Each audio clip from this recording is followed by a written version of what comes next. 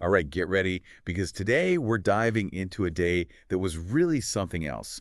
It was January 20th, 2025, and let me tell you, this day was all about extremes. We saw everything from a president trying to get through his inauguration in the freezing cold to, get this, snowstorms in places that practically never see snow. We've got a ton of sources that really paint a picture of this wild day, and by the time we're done, you'll totally get why January 20th, 2025 was one for the books. It really is wild how all these different things, crazy weather, changes in the government and what's going on around the world all happen on this one day. It's like a glimpse into a world that's constantly changing. Yeah, you said it. It's like someone just hit shuffle on the news. Yeah. And speaking of shuffling things around, let's start with the big event, President Trump's second inauguration. You'd think after 4 years they'd have the whole thing down pat, right? Yeah, you'd think so. But Mother Nature had different plans. Oh, for sure. This was actually the first time since 1985 that an inauguration had to be moved inside because of the weather. They had moved everything to the Capitol Rotunda because the Northeast was just in a deep freeze. I mean, we're talking lots of snow in New York City, and the wind chill, get this, could drop to minus 15 degrees. Brr, no thanks. Yeah. Can you imagine being stuck outside in that? I'd be bundled up like a snowman.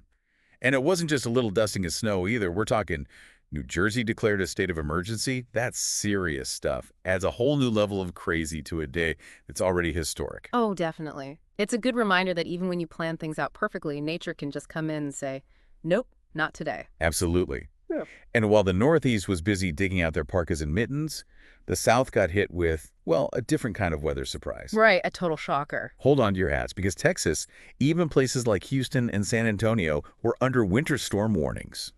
Winter storm warnings in Texas. It's super rare to see snow, sleet, and freezing rain in those parts of the country. Got to think about all the people there. They're used to sunshine and warm weather, and suddenly they're dealing with ice on the roads. It's like the whole country was playing weather roulette that day.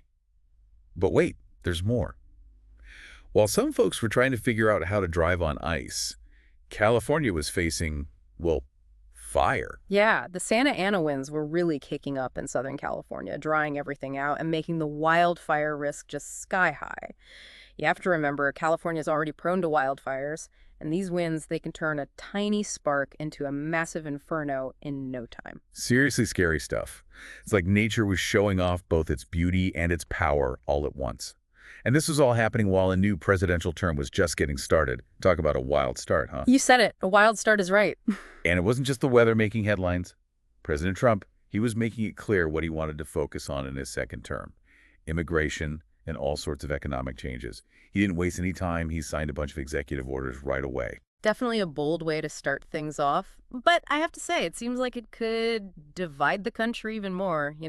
We're already pretty split as it is. I guess we'll have to wait and see how it all plays out. I think you're right. It's a reminder that being a leader means making tough calls and dealing with some really complicated stuff, Yeah. especially in a time when everyone's got such strong opinions about, well, everything. Yeah, for sure. Politics these days, it's intense.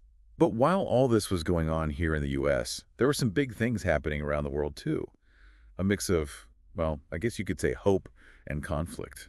We'll start with the good news first. A ceasefire, finally, between Hamas and Israel. That was a huge step. It came after months and months of tough talks, and they even agreed to exchange prisoners, so that was a sign of hope in a part of the world that's seen, well, way too much conflict. It might be a fragile peace, but hey, it's a step in the right direction. Totally agree. It shows that even when things seem impossible, talking things out can actually work. But unfortunately, there was some really bad news, too. 2 Iranian Supreme Court judges, they were assassinated in Tehran. Oh, yeah. That was awful. It really shook things up in Iran, and no one's really sure why it happened. It does make you think about, how safe things are over there and if there are power struggles going on behind the scenes.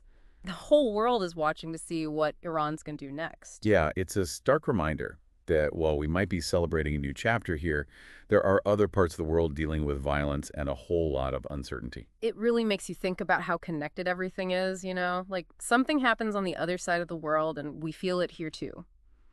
But let's change gears for a sec and talk about something you might not expect: finance. Finance. Okay, you got my attention. What's going on in the money world? So it seems like investors on Wall Street are starting to get a little worried about having too much of their money in tech stocks. They're thinking about, spreading out their investments, maybe looking at some other industries. Interesting. So are they saying tech is going down the drain or something? Feels like tech is everywhere these days. Not exactly. I think it's more like they're realizing that putting all your eggs in one basket, even if it's a fancy tech basket, can be a bit risky.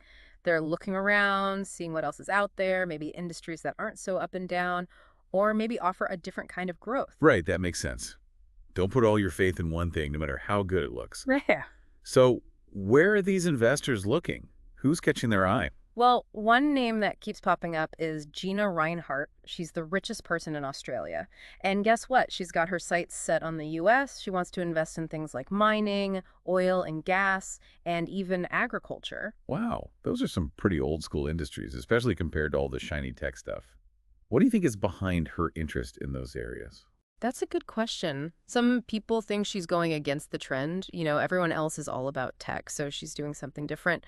But others think it's a sign that the whole world economy is changing. Maybe people are going back to more, I don't know, tangible stuff like resources, to be safe in uncertain times. It really makes you wonder if she's seeing something that everyone else is missing, like maybe these industries are about to take off and no one else realizes it. It's like she's betting on the underdog, the comeback kid of the investment world. Maybe so. And speaking of underdogs, the world of sports had a few surprises up its sleeve, too, especially in the NFL playoffs. The Eagles, they took down the Rams, and the Bills, they managed to squeeze past the Ravens. Man, those were some intense games. I was glued to the TV. I couldn't believe how well the underdogs were playing. What were some of the highlights for you? Well, Josh Allen had an amazing game for the Bills. He had a major milestone, 3,000 passing yards in the playoffs. And Derrick Henry, he's unstoppable. He broke 1,000 rushing yards in the postseason. Those are some serious numbers. It's always cool to see players reach those big milestones, especially when the stakes are so high. Yeah. But it wasn't just about individual players, right? Yeah. Some teams really stepped up as a whole. Totally.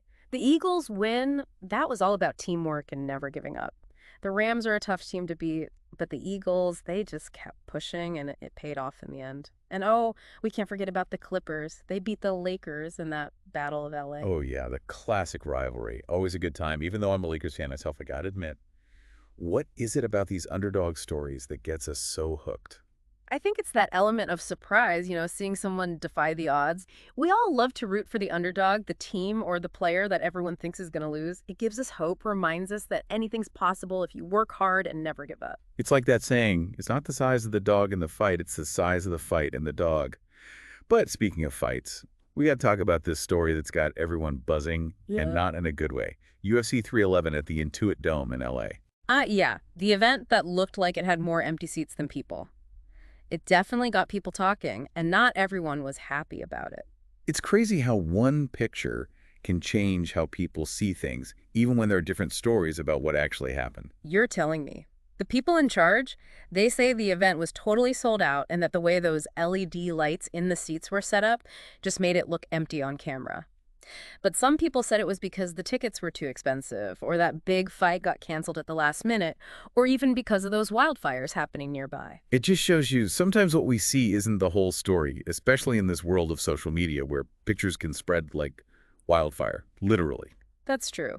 And it makes you think about, being honest and transparent, and how hard it is to control what people think, especially when a picture seems to say it all. It's like a real-life game of Where's Waldo?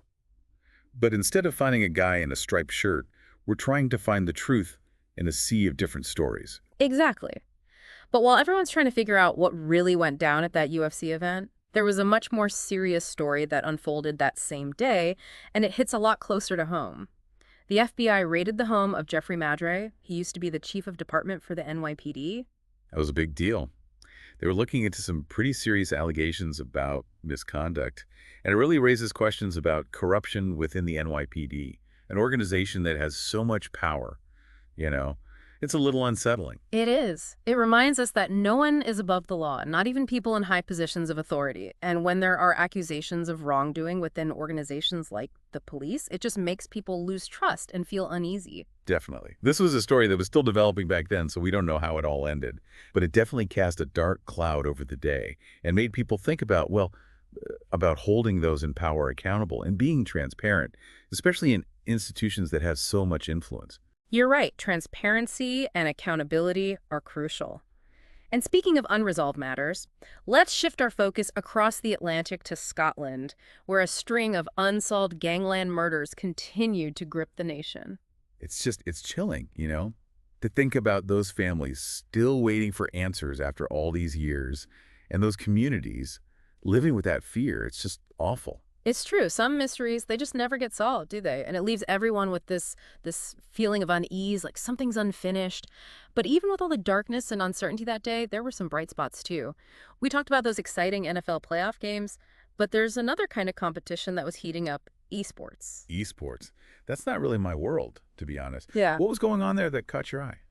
Well, the Women's Basketball League, Athletes Unlimited, their fourth season was about to start, and people were really excited about it. It's a sign that women in pro gaming, they're finally getting the recognition they deserve, and it's starting to become more mainstream. That's awesome. It's about time.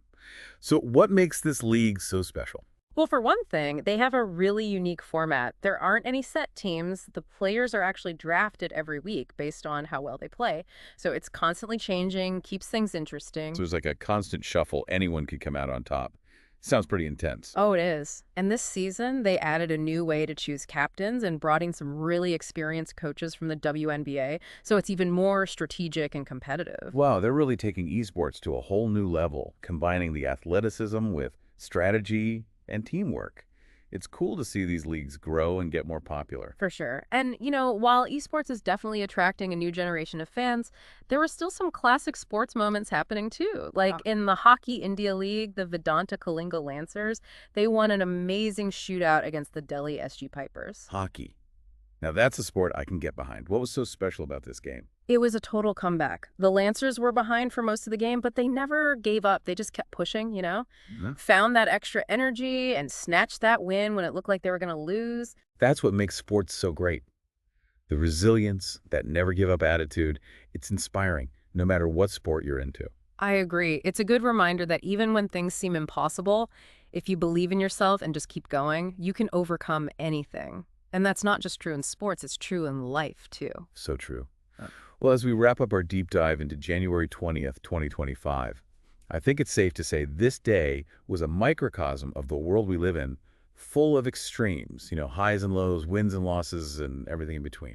Yeah, definitely. We saw a lot from political changes and conflicts around the world to crazy weather and some really exciting sports moments, both in traditional sports and those newer up-and-coming ones. We talked about how fragile peace can be, how powerful nature is, how complicated the world of money is, and just how strong the human spirit can be, even when things get tough. We've just scratched the surface of all these stories, so if something really grabbed your attention, keep digging. Ask questions, and don't be afraid to challenge what you think you know. Because, as we've seen today, the world is a complex and fascinating place, and there's always more to learn. So join us next time for another deep dive as we explore more of the stories that connect us all and shape the world around us.